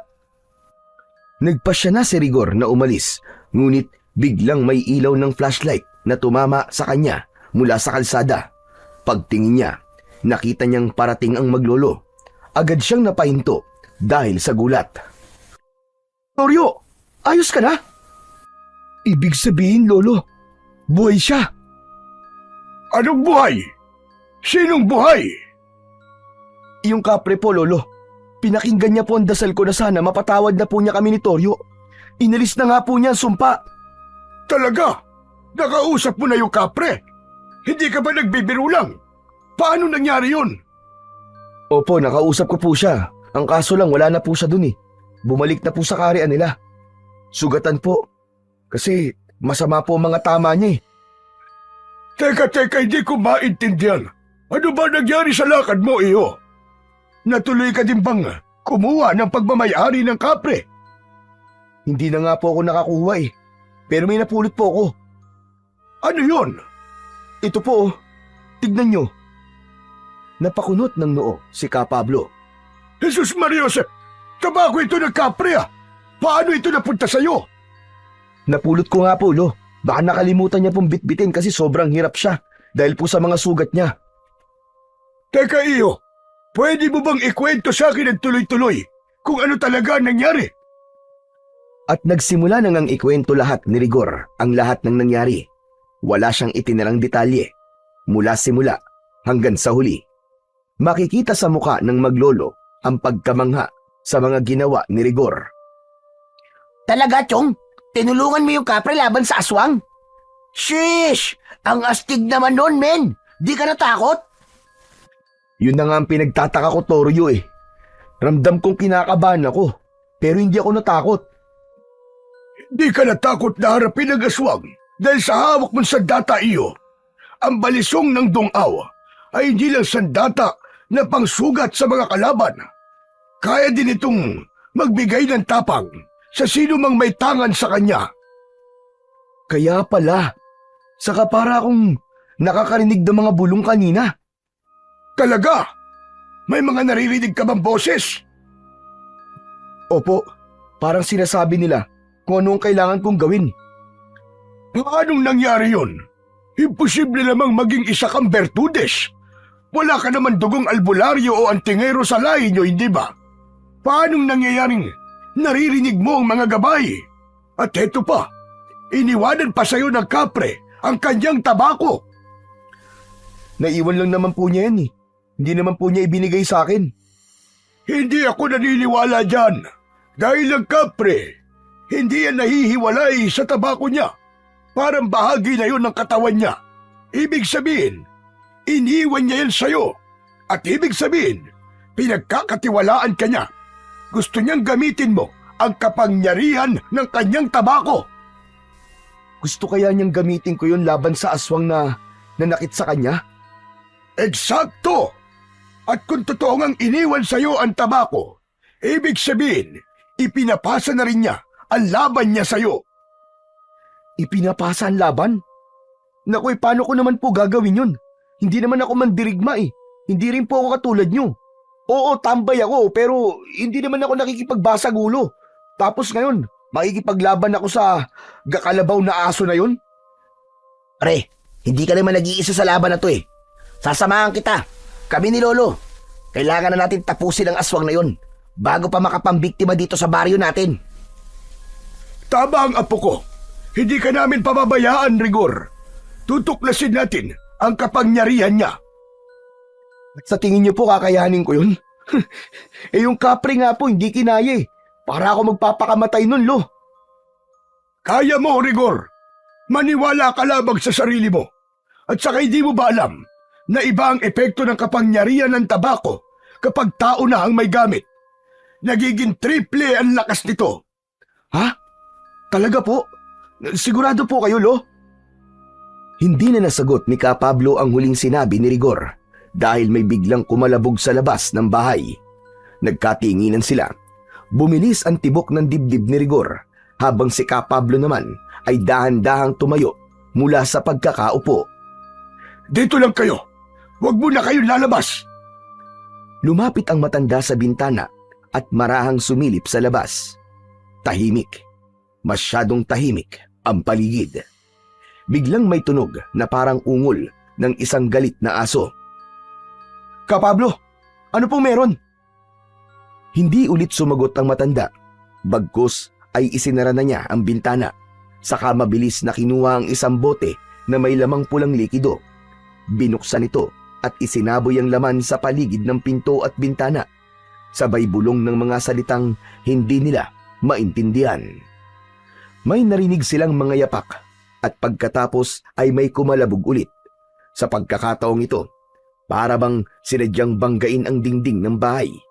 Napayuko si Ka Pablo, tumingin sa paligid at muling nagsaboy ng isa pang likido sa mga dingding. Maging alerto kayo! Nasa labas ang aswang! Napalunok si Rigor, tumayo siya at napahawak sa kanyang balisong. Dinampot na rin niya ang tabako na nasa ibabaw ng mesa. Dahan-dahan siyang lumapit sa dingding. Pinakiramdaman ang labas. Pwede ko bang makita, Ka Pablo? Tumango ang matanda. Lumapit siya sa bintana at sumilip ng konti. Saglit siyang natigilan. Nakita niya ang isang malaking nilalang na parang aso. Siya nga yung aswang na nakita ko sa bukid. Siya po yun. Ano? Kung ganon, gusto mo ba subukan ng kapangyarihan ng tabako? Napatingin sa kanyang mga kamay ang binata. Sa kanan ay hawak niya ang balisong na dungaw at sa kabila naman ay ang tabako ng kapre. Agad niyang napansin na sa mismong oras na yon Parang kusang sumiklab ang dulo nito. Nagliyab kahit walang posporo o apoy. Nagsimula itong umusok at hindi ordinaryong usok ang lumabas. Kulay bughaw, paikot-ikot sa hangin, parang may sariling buhay. Kapablo! Ito na yon, Rigor. Huwag kang matakot. Hayaan mong gabayan ka ng tabako. Damhin mo ang presensya ng kapre. Hindi ka nag-iisa. Pumikit si Rigor sa kanyang isipan. Biglang sumulpot ang imahe ng punong tinayuan nila. At doon, sa lilim, nakatayo ang kapre. Sugatan pero nakangiti. Saka ito tumango. Marahang itinaas ang kamay na parabang pinapasa sa kanya ang isang tila bilog na liwanag. Nang abutin niya ang liwanag sa isip, agad na naramdaman niya ang biglang pag-init ng kanyang dibdib. Hindi masakit, pero mabilis ang kabog nito. Dahan-dahan niyang iminulat ang kanyang mga mata. Naramdaman niya ang malamig na hangin na tumama sa kanyang muka. Ngunit ngayon ay may kakaibang pakiramdam. Ang usok mula sa tabako ay patuloy na umiikot, bumubuo ng isang manipis na bilog sa hangin. Nakuha mo na ang basbas. Ngayon ay pakinggan mo na ang paligid. Ramdam mo na ba? Tahimik si Rigor. Nakiramdam ang dating katahimikan ng gabi ay napalitan ng mumunting ingay. Mga galaw ng dahon, ang mababang ungol ng nilalang sa labas, ang mga bulong ng mga kapitbahay na natatakot dahil sa presensya ng nilalang sa labas ng kanilang kubo. May mga kaluskos, mabigat at mabagal, pero papalayo. Lo, paalis na po siya. Sige, pakinggan mo. Sundan mo sa isipan mo kung saan siya papunta. Ginawa nga ni Rigor ang sinabi ng matandang albularyo. Muli niyang ipinikit ang kanyang mga mata hanggang sa nakarinig siya ng malalakas na pagsigaw. Tulong! Tulungan niyo ako! Diyos ko, may aswang sa bahay ko! Hina Barbie, doon po siya nagpunta. Toryo, tulungan natin si Barbie. Sige, tara! Agad silang nagtakbuhan palabas ng bahay. Mabilis na nakalayo ang dalawa, samantalang si Kapablo ay sumunod na lamang. Pagdating nila sa tindahan ni Barbie, agad nilang nakita ang mga nagkalat na basag na paso, ang mesa at upuan na nakatumba. Bukas ang pinto ng bahay. Agad na pumasok ang dalawa sa loob. Rigor! Toryo, tulungan niyo ako! Aray, ang sakit! Nakita nila si Barbie sa sulok ng sala nito. Duguan, hawak ang binti, at doon sa binting yun, nakakagat ang isang aso. Karaniwan lang ang laki nito, pero mapula ang mga mata at may matutulis na pangil. Hindi na nagdalawang isip pa si Rigor. Mabilis siyang lumapit, hawak ang balisong, at sa isang iglap, sinaksak niya ito sa tagiliran. Agad na nabitiwan ng asong aswang ang binti ni Barbie. Umalulong ito ng malakas, ilang beses, at pagkatapos ay kumislot ang mga paa nito ng maras, at pagkatapos ay bigla itong tumigil. Patay na ang aswang. Ano? Ganun lang yun? Andali lang ah. Ako, salamat Rigor! Salamat talaga! Akala ko katapusan na ng beauty ko eh! Tinulungan nilang makaupo si Barbie sa sofa. Sakto namang dumating si Kapablo at nakita niya ang nangyari. Tapos na! Opo, Lolo. Isang saksak lang. Patay na agad yung aswang. Mahinang nilalang naman pala yan eh. Aba, mahusay kung ganon. Ngayon ay wala na tayong problema dito sa baryo. Ay teka Barbie, nasugatan ka. Opo, nakagat po ako ng aswang. Sige, gagamutin natin ang mga sugat mo. Huwag kang mag-alala. Lumapit ang matanda, saka lumuhod sa harap ni Barbie. Inilabas din niya sa bulsa ang likidong ginamit din ito, pambasbas sa mga pinto at bintana ng bahay niya. Ano po yan, Kapablo? Mula ito sa pinaghalo-halong halamang gamot. Mabisa ito kontra sa laso ng aswang. Tiisin mo lang. Medyo maapdi ito. Pakikiritin ito ang iyong sugat. Ibinuhos na ng matanda ang langis sa sugat. Napapikit si Barbie at napasinghap. Aray! Aray ko, Diyos ko, ang sakit. Ang init po. Ano po ba talaga yan? Chili oil? Ganyan talaga yan. Tiisin mo lang. Kasi ibig sabihin, umi-epekto na. Sinusunog na nito ang lason sa ugat mo. Meron ka bang gasa dito? O kaya malinis na tela. Itatali natin sa sugat mo. Meron po. Nasa medicine cabinet ko. Toryo, kunin mo sandali. Opo, sige po. Agad na tumayo si Toryo. Tahimik niyang kinuha ang gasa sa kabinet at mabilis na iniabot ito sa kanyang lolo. Maingat na tinanggap ito ng matandang albularyo at dahan-dahang binalutan ang sugat ni Barbie. Nang matapos, tinapik niya ang tuhod ni Barbie. Pagkatapos ng ilang sandali, tila nag-iba ang aura ni Barbie. Hindi na siya namumutla, hindi na rin nanginginig. O ayan, bukas baka mamaga pa yan. Pero huwag kang mag-alala. Hindi naman nakakalat ang lason. Nako, thank you po. Salamat talaga sa inyong lahat. Mabuti na lamang dumating kayo. Walang anuman, Barbie.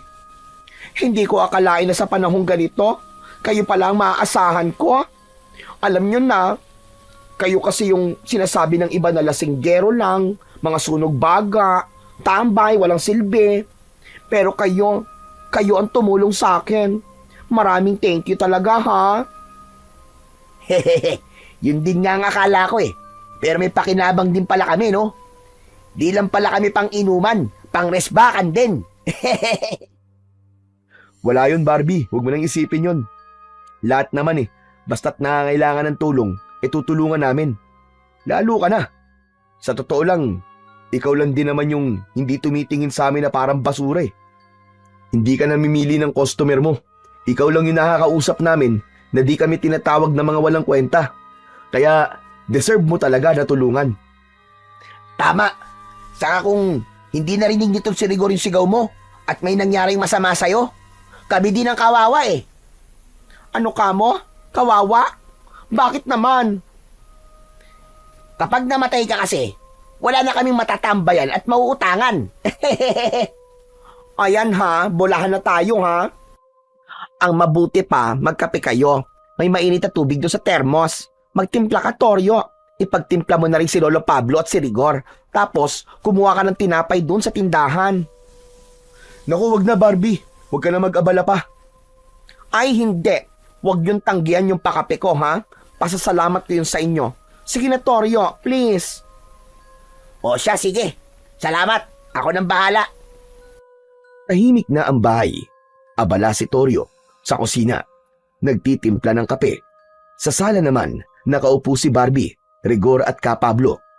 Nang masulyapan ni Rigor ang aswang na nakahandusay sa sahig, ay agad niya itong dinampot at itinapon sa labas ng bahay.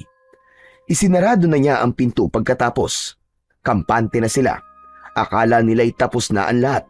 Akala nila ligtas na sila. Pero ilang saglit pa, narinig nila ang malakas na yabag sa labas. May mga parang umiikot-ikot sa loob ng bakuran. Maya-maya pa ay narinig na nila ang mga kalmot sa dingding. Parang may matutulis na kuko na humahagod sa kahoy. Mabilis, parang gigil na gigil. Sinundan pa ito ng mga ungol na punong-puno ng galit. Nagkatinginan sila Rigor, Ka Pablo at Barbie. Ano po yun? Mukhang hindi pa tapos. Mukhang may kasama yung aswang na napatay. Mukhang marami sila, ha? Mga 3 o 5. Yun ang nararamdaman ko.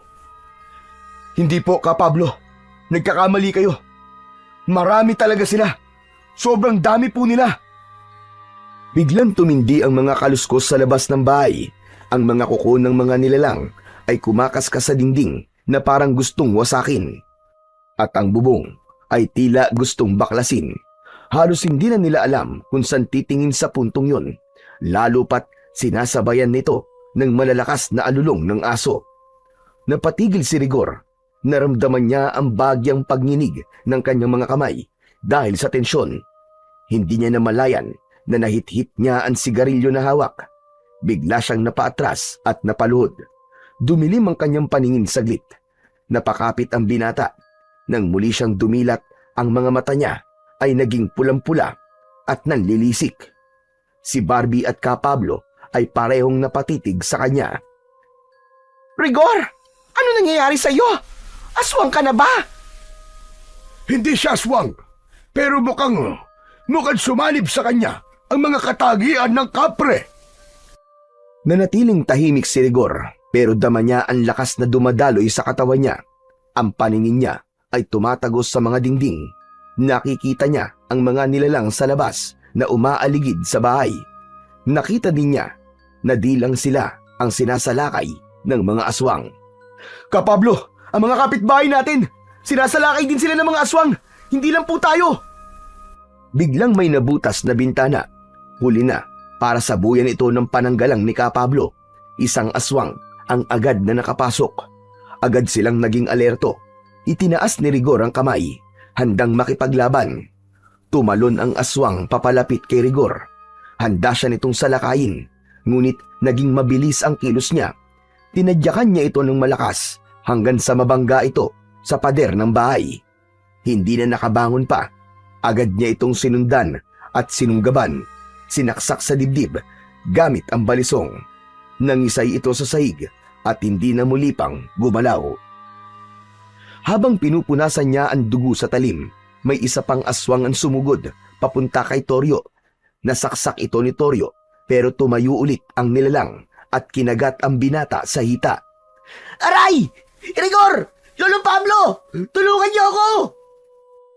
Nang makita ito ni Rigor, ay sinaksak ito ulit sa leeg. Tumilamsik ang itim na dugo at tuluyang bumagsak ang aswang. Grabe yun! Hindi pala sila tinatabla ng simpleng panalaksak lang. Hindi talaga. Pero Toryo, ang sugat mo. Ayos lang po ako, Lo. Malayo po to sa bituka. Hindi pwede. Heto, may kaunti pang natira sa langis. Buhusan mo nang mawala ang lason. Inihagis ng matanda ang bote ng langis sa apo. Agad niya naman itong binuhusan. Habang ginagawa yon, isa na namang aswang ang nakapasok at pinuntirya na naman ito si Toryo. Aba, teka lang! Huwag naman na ako! Kotang-kota na kayo sa akin, ah! Agad na iniharang ni Rigor ang kanyang katawan nang tumalon ng asong aswang palapit kay Toryo. Walang awa niya itong sinalubong ng saksak. At tulad ng mga naunang aswang, humandusay lang ang katawan ng mga ito sa saig ng bahay ni Barbie. Pre, ayos ka lang ba? Oo, kaya ko pa. Tulungan mo ko. Madami sila. Kailangan ko ng kasamang lalaban. Iniabot ni Rigor kay Toryo ang balisong. Tinanggap naman ito ni Toryo. Tumayo at humanda sa laban. Sunod-sunod na pumasok ang mga aswang. Isa-isang tumalon sa bintana. Mabilis ang galaw ng mga ito. Pero mabilis din ang naging reaksyon ng dalawang magkaibigan. Walang sandatang hawak si Rigor, kundi ang sigarilyong nasa kanyang kamay. Ngunit nagagawa niyang pahinain ang mga aswang. Nababawasan ang kanilang enerhiya kapag nasusuntok o nasisipa sila ni Rigor. Habang pinapahina ni Rigor ang mga aswang sa pisikal na atake, si Toryo naman ang pumapatay sa mga ito. Kapag nakita niyang bumagal o nanlupaypay ang isang aswang, agad niya itong nilalapitan at sinusugatan sa leeg o sinasaksak sa puso. Nang matapos nilang patumbahin ang huling aswang, nagtama ang tingin ni Rigor at Toryo. Parehong pagod at hingal na hingal. Hindi pa tapos, pre. Yung mga kapitbahay natin. Kailangan natin silang tulungan. Tumango si Toryo. Lumabas sila ng bahay. Narinig nila ang malalakas na sigawan. May ilang mga kababaryo na rin ang nagtatakbuhan at ang iba nilalapa na ng mga aswang. Nagulat sila sa bilis ng mga pangyayari. Ngunit wala na silang magagawa sa mga patay na, kundi ang bigyan sila ng hustisya. Pinatay nila ang bawat aswang na makasalubong sa labas. Si Rigor, gamit ang kakaibang paningin, ay natukoy kung saan ang pinakamaraming aswang. Dinala niya roon ang kaibigang si Toryo. Naiwan na si Barbie at Ka Pablo sa isang kwarto sa bahay ni Barbie at doon pansamantalang nagtago. Pinuntahan ng dalawang magkaibigan ang bahay ng isang pamilya na naiipit sa loob ng bahay. Pinaliligiran ng mga aswang ang kanilang tahanan. Mahigit sa 10 ang mga aswang na paulit-ulit na sumusubok sirain ang pinto. Tahimik na sumenya si Rigor kay Toryo na huminto muna. Itinaas niya ang hawak na tabako at itinapat sa kanyang bibig. Isinubo niya ito at humithit. Matagal, tila iniipon ng usok sa kanyang baga. Ilang segundo siyang hindi gumalaw. Pagkatapos ay dahan-dahan na ibinuga ang usok. Ang usok ay parang may sariling buhay.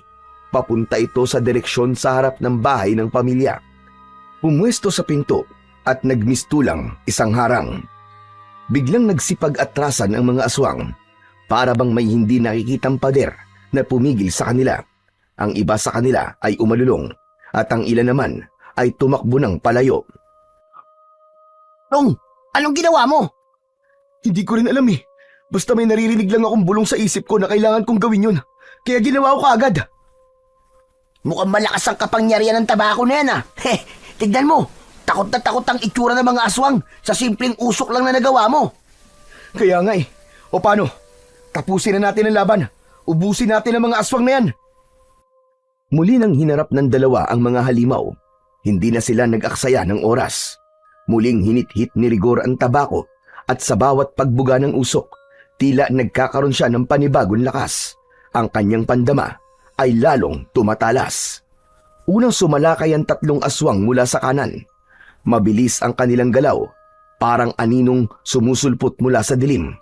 Ngunit agad silang sinasalubong ni Rigor. Tila agad na nitong nalalaman kung ano ang mga nangyayari at nababasa niya ang galaw ng bawat aswang. Sa isang iglap, nasuntok niya ang isa sa mga aswang.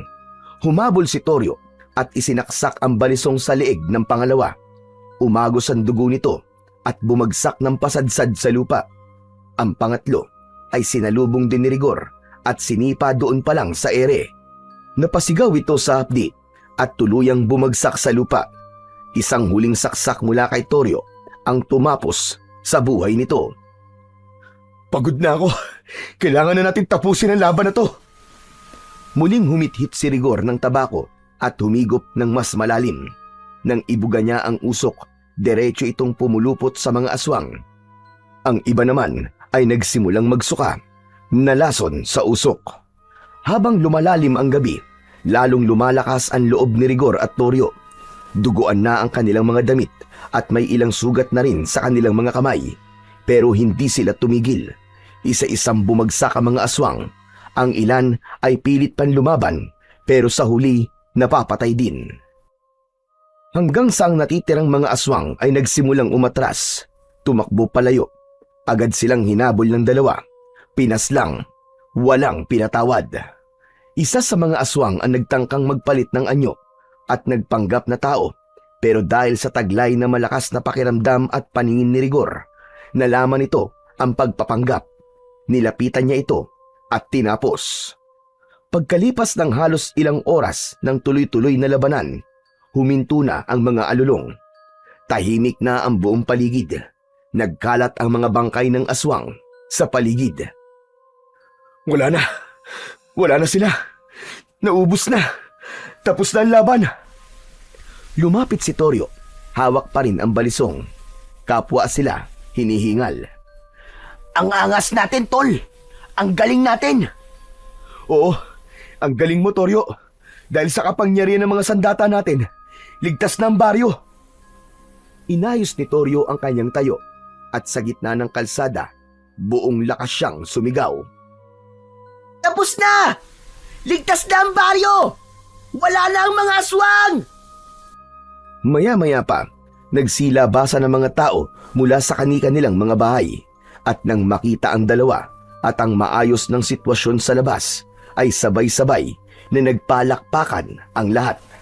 May mga umiiyak, may mga nagdasal, at karamihan ay lumapit kina Rigor at Toryo upang magpasalamat. Hanga sila sa ipinakitang kabayanihan ng dalawa.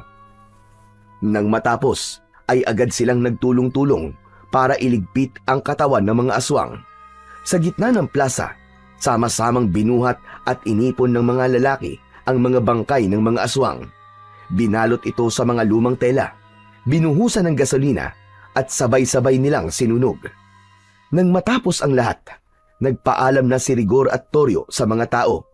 Binalikan nila si Barbie at ka Pablo.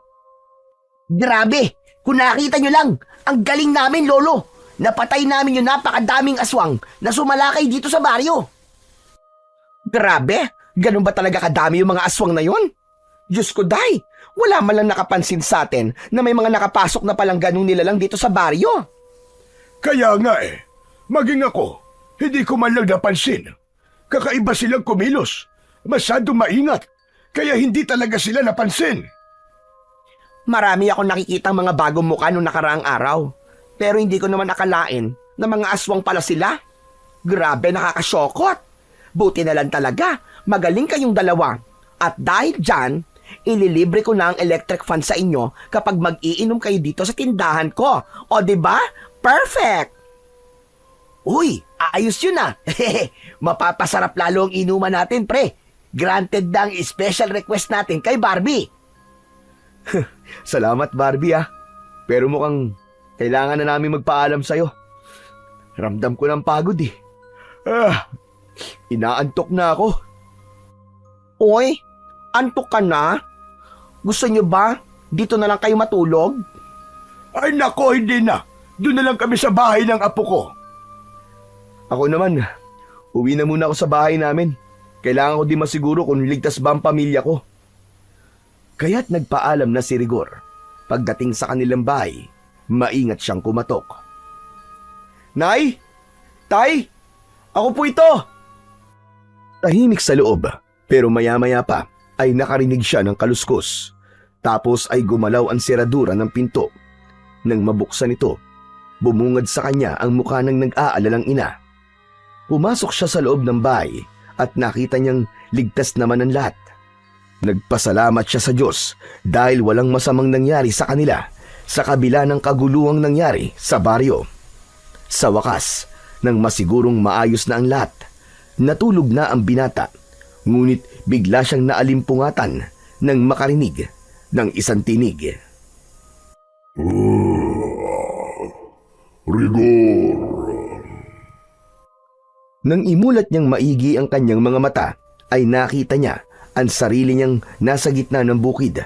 Nasa ilalim siya ng puno ng balete. Nasa harapan niya ang kapre.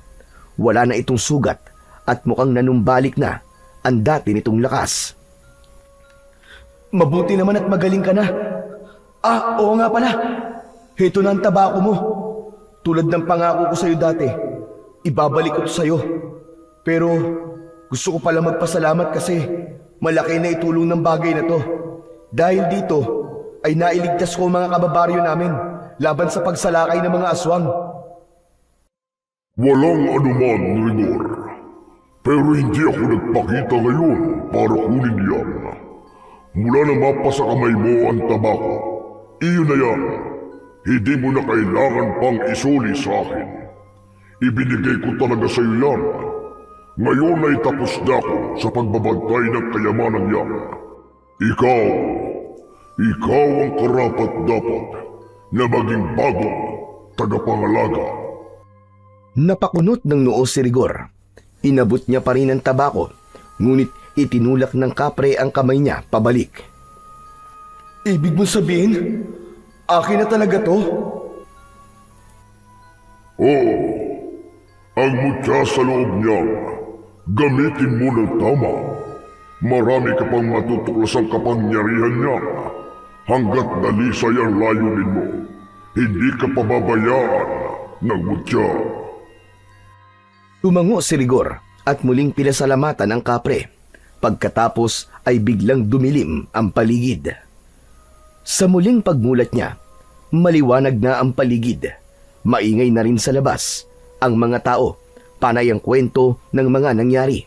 Hindi makapaniwala ang mga magulang ni Rigor na nagawang iligtas ng kanilang anak ang baryo. Bumangon na siya, agad niyang kinuha ang tabako at dahan-dahang binuklat ito. At tama nga ang nasa kanyang panaginip. May pulang bato sa loob nun. Agad niya itong dinala kay Mang Pablo. Mutya nga ito. Pambihira. Isa ka talagang pinagpala. Gumawa sila ng kwintas at ginawang palamuti ang mutya. Isinabit ito sa leeg ni Rigor. Nang maisuot ito ng binata, nakaramdam siya bigla ng kapayapaan. Parang nawala ang lahat ng bigat sa kanyang puso at katawan. Nagkaroon siya ng kakaibang sigla na hindi maipaliwanag.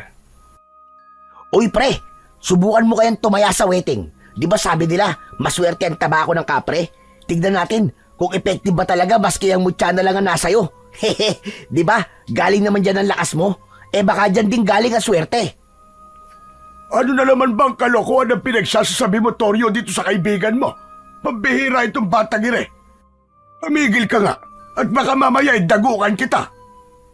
Si Lolo naman susubukan lang naman kung totoo eh. Anong sabi ng kapre? Gamitin ito sa maayos na paraan.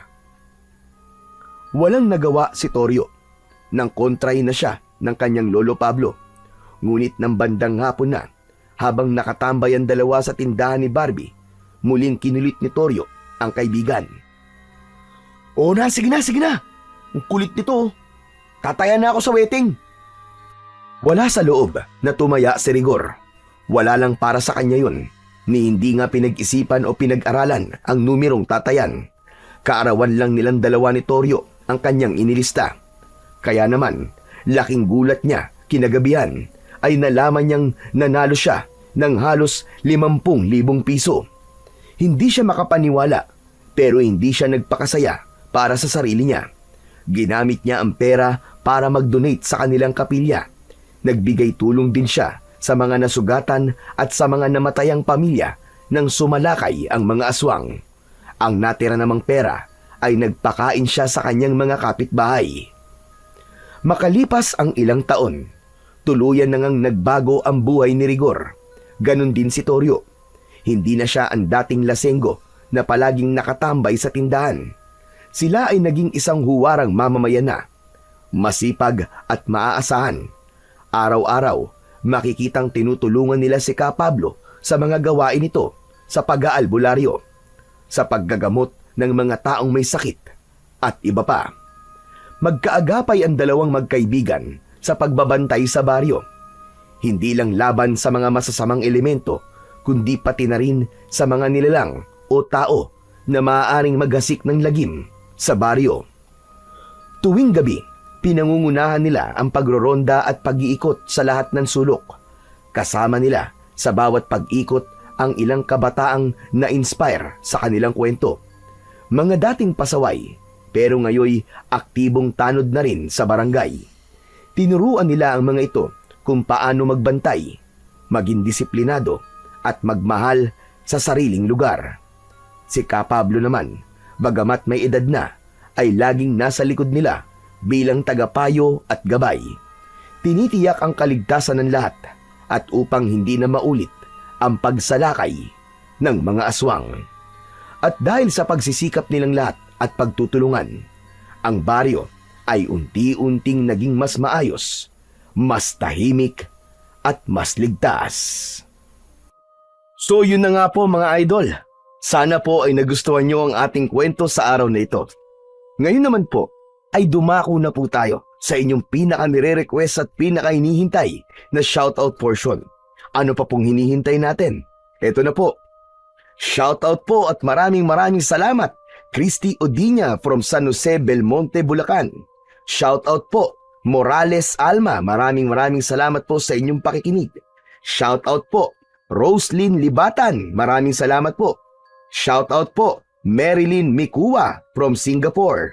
Shoutout po, Salvador Vlog from San Juan City.